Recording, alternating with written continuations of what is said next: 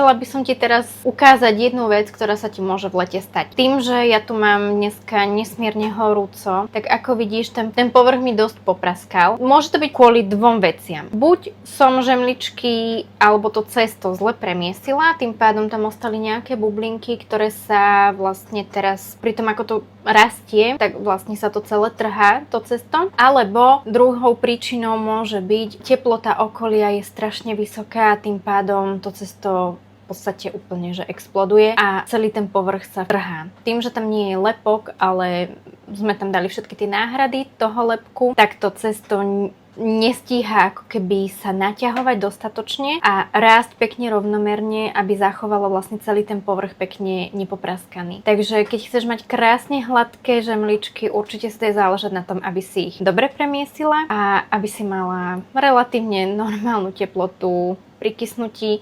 Ideálna teplota je nejakých do 25 stupňov. Tak, my si ich teraz natrieme vajíčkom, posypeme sezamom a upečíme ich také, aké máme.